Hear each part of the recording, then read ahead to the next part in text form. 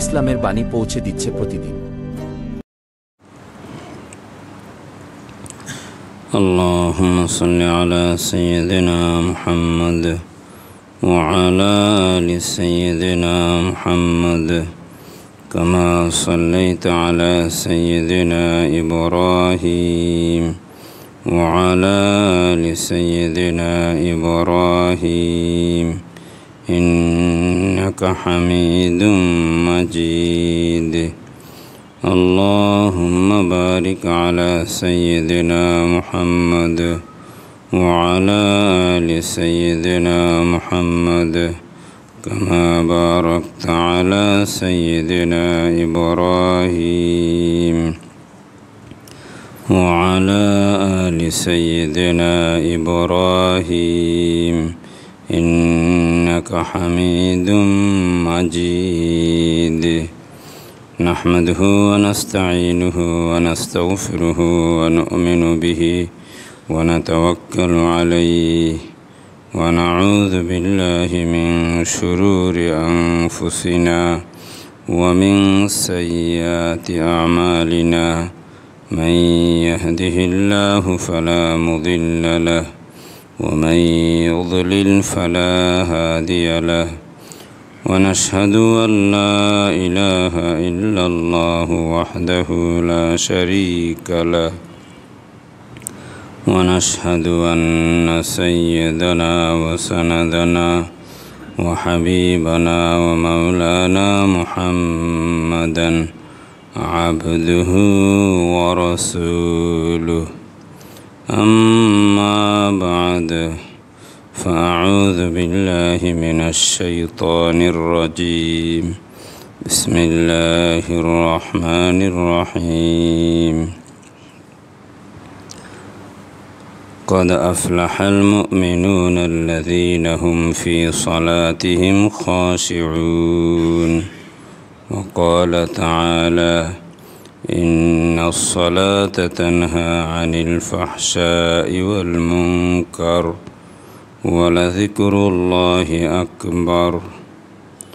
صدق الله العظيم وصدق رسوله النبي الكريم ونحن على ذلك من الشاهدين والشاكرين. سبحانك لا علم لنا إلا ما علمتنا إنك أنت العليم الحكيم. رب يسر ولا تعسر وتمم بالخير. رب اشرح لي صدري ويسر لي أمري واحلل عقدة من لساني يفقه قولي.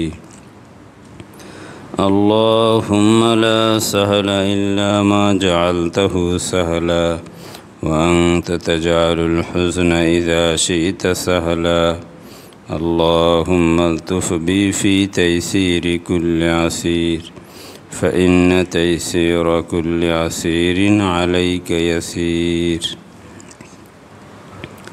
আলহামদুলিল্লাহ, আল্লাহ পাকের অপার অনুগ্রহ যে আল্লাহ তাআলা আমাদেরকে আজ পর্যন্ত হায়াতে রেখেছেন, দিল দিমাগ মন মস্তিষ্ক ভালো রেখেছেন, শারীরিক মানসিকভাবে সুস্থ রেখেছেন।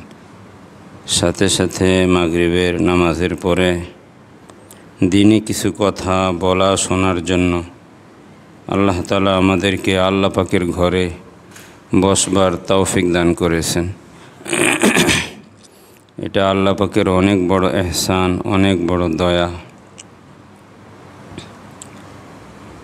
দুনিয়াতে সবাই চায় যে আল্লাহ তাআলার সাথে সম্পর্ক পয়দা হোক, আল্লাহ পাকের সাথে সম্পর্কটা গভীর হোক, বান্দা আল্লাহ তাআলার কাছে যাক, সবাই চায়। এই জন্য আল্লাহ তাআলা বান্দা যেন আল্লাহ পাকের কাছে যেতে পারে, আল্লাহ পাকের সান্নিধ্যে যেতে পারে, আল্লাহ পাকের নৈকট্য লাভ করতে পারে, এই জন্য আল্লাহ তাআলা বান্দাকে নামাজ দিয়েছেন। নামাজ এমন এক ইবাদত যে ইবাদতের দ্বারা বান্দা আল্লাহ পাকের সবচেয়ে বেশি কাছে যায়। কারণ নামাজ হযরতে ওমর রাদিয়াল্লাহু আনহু যখন খলিফাতুল মুসলিমিন হলেন, তখন বিভিন্ন প্রাদেশিক গভর্নরদের কাছে তিনি পত্র লিখলেন। পত্রের মধ্যে বললেন যে ইন্না আহাম্মা উমুরিকুম ইন্দি আস-সালাহ ফামান হাফিজাহা ওয়া হাফাযা আলাইহা ফাহুয়া আহফাযু লিমা সিওয়াহা ওয়া মান দায়্যাআহা ফাহুয়া আদয়াউ লিমা সিওয়াহা। যে তোমাদের কাছে যত দায়িত্ব ন্যস্ত করা হয়েছে, দায়িত্ব অর্পণ করা হয়েছে, আমার কাছে সবচেয়ে গুরুত্বপূর্ণ হলো নামাজ। প্রাদেশিক গভর্নর যারা তোমরা আছো, যে নামাজের প্রতি যত্নবান থাকবে, নামাজের হেফাজত করবে, নামাজের এহতেমাম করবে, নামাজকে যে যত সুন্দরভাবে সুচারুরূপে আঞ্জাম দিবে, তাহলে আমি মনে করব তার উপর অন্যান্য যে সমস্ত দায়িত্ব ন্যস্ত আছে, অর্পিত আছে, ওই সমস্ত দায়িত্বের ব্যাপারেও সে যত্নবান থাকবে, সে সুচারুরূপে আঞ্জাম দিবে, ভালোভাবে সম্পাদন করবে। আর ওয়ামান দায়্যাআহা ফাহুয়া আদয়াউ লিমা সিওয়াহা। আর যে ব্যক্তি নামাজকে নষ্ট করবে, নামাজের প্রতি যত্নবান থাকবে না, নামাজের গুরুত্ব থাকবে না, নামাজকে যথাযথভাবে আদায় করবে না, তাহলে আমি মনে করব তার উপরে অন্যান্য যে সমস্ত দায়িত্ব অর্পিত আছে, ওই দায়িত্বের ব্যাপারেও সে অবহেলা করবে, দায়িত্বের ব্যাপারেও সে গাফলতি করবে, দায়িত্বের ব্যাপারেও সে কি করবে না, যথাযথভাবে দায়িত্ব সে আঞ্জাম দিবে না। আমরা 5 ওয়াক্ত নামাজ পড়ি, কিন্তু আমাদের নামাজ, কোরআনে কারিমে আল্লাহ তাআলা নামাজের যে সিফত, যে গুণের কথা বলেছেন, যে নামাজ মানুষকে অশ্লীল কাজ থেকে, অন্যায় থেকে বিরত রাখে, কিন্তু আমাদের মধ্যে আমরা নামাজ পড়ি, সুদ খাই, নামাজ পড়ি, ঘুষ খাই, নামাজ পড়ি, মিথ্যা কথা বলি, নামাজ পড়ি, অন্যায় কাজ করি, গর্হিত কাজ করি, আল্লাহকে নারাজ করি। তাহলে আমাদের নামাজের ব্যাপারে যে আল্লাহ বলেছেন ইন্নাস সালাতা তানহা আনিল ফাহশাই ওয়াল মুনকার, যে নামাজ ফাহশা, অশ্লীলতা এবং যত খারাপ কাজ আছে এর থেকে নামাজিকে বিরত রাখবে, কিন্তু আমাদেরকে তো বিরত রাখতেছে না। এই জন্য নামাজের দ্বারা মানুষের ভিতরে নূর পয়দা হয়। নামাজ যখন সে এখন নামাজটা কেমন হইতে হবে, নামাজ পড়লেই সে কামিয়াব হবে না। কোরআনে কারিমে অন্য আয়াতে আল্লাহ বলেছেন কদ আফলাহাল মুমিনুন আল্লাযীনা হুম ফি সলাতিহিম খাশিউন। নামাজকে খুশু খুজুর সাথে নামাজকে আদায় করতে হবে, নামাজকে বিনয়ের সাথে। নামাজের মধ্যে 2টা বিষয়, একটা খুশু আর একটা খুদুর সম্পর্ক অঙ্গ প্রত্যঙ্গের সাথে, আর খুশুর সম্পর্ক মানুষের কলবের সাথে, মানুষের দিলের সাথে। এখন আমার নামাজ খুশু বলতে আমরা কি বুঝি? খুশু বলতে আমরা মনে করি যে নামাজটা এমনভাবে পড়ব যে নামাজের মধ্যে যখন দাঁড়াইব, তাকবীরে তাহারিমা যখন বাঁধব, তাহলে আমি একেবারে দুনিয়া থেকে বেখবর হয়ে যাব, দুনিয়া থেকে বেখবর হয়ে যাব, দুনিয়ার ব্যাপারে কোনো আমার খবর থাকবে না, বেহুশ হয়ে যাব, একেবারে বোধ শোধ কিছুই থাকবে না। আমরা এটাকে মনে করি খুশু, আসলে মূলত এটা খুশু না। এটা কারণ নামাজে দাঁড়াইলে পরে একেবারে বেখবর হয়ে যাওয়া, দুনিয়া এবং দুনিয়ার মধ্যে যা কিছু আছে সব কিছু থেকে একেবারে আল্লাহ পাকের জাত ও সিফাতের মধ্যে ডুবে থাকা, এটা বান্দার এখতিয়ার বহির্ভূত জিনিস, বান্দার এখতিয়ারের ভিতরে না, ইচ্ছার ভিতরে না, যে বান্দা চাইলেই যে এরকম একটা অবস্থা তার ভিতরে পয়দা হয়ে যাবে। এটা আল্লাহ পাকের পক্ষ থেকে, আল্লাহ যাকে চান এই সিফতটা, এই গুণটা দেন, সবাইকে দেন না। যেহেতু এটা এখতিয়ারি বিষয় না, এখতিয়ার বহির্ভূত বিষয়, এই জন্য এটা কাম্য না বলতে এটা সবার জন্য আল্লাহ পাক এটার জন্য মুকাল্লাফ করেন নাই। অথচ কোরআনে আল্লাহ বলছেন যে খুশু খুজু ছাড়া কামিয়াব হতে পারবে না।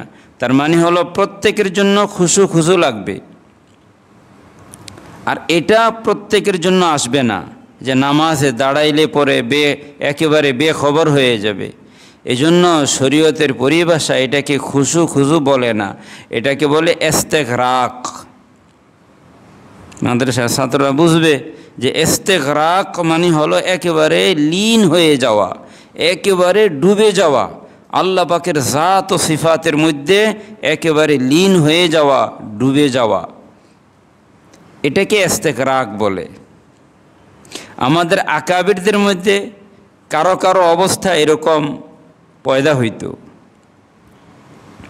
আকাবিরদের মধ্যে একেবারে সবার একেবারে উপরে যারা আছে আমাদের আকাবিরিনদের মধ্যে হজরতে সাহাবায়ে কেরাম, হজরতে সাহাবায়ে কেরামদের মধ্যে হজরতে আলী রাদিয়াল্লাহু আনহুর এই অবস্থা হইতো যে নামাজে দাঁড়াইলে পরে একেবারে বেখবর হয়ে যেতেন। তার পায়ে তীর বিদ্ধ হয়েছে, তীর খোলার জন্য অন্যান্য সাহাবায়ে কেরাম চিন্তা করলেন, তীরের তো আবার দুইটা মাথা থাকে আংটার মতো, তীরটা ঢুকতে যেরকম সহজ কিন্তু বের করতে কিন্তু সহজ না, ওই মাথার কারণে গোশত ছিঁড়ে আসে, সাথে চলে আসে, অনেক শক্তি প্রয়োগ করে তীরটা বের করতে হয়। তো চিন্তা করলেন যে উনি নামাজে দাঁড়াক।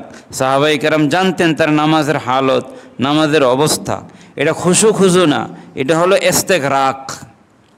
তো নামাজে দাঁড়াইছেন, সাহাবায়ে কেরাম একবারে কয়েকজনে মিলে টেনে একের গোশত ছিঁড়ে বের করে নিয়ে পরে আপনার তীরটা বের করছেন, কিন্তু উনি টেরও পান নাই, ওনার কোনো খবরই ছিল না। নামাজের পরে বলতেছেন যে আমার না এখানে একটা তীর ছিল, এটা কিভাবে বের হইল? বলতেছে না, বের তো হয় নাই, আমরা কয়েকজনে মিলে টেনে বের করছি। আমি তো বলতেই পারবো না। তো এই যে একটা অবস্থা, এটা কোনো খুশু খুজু না, কিন্তু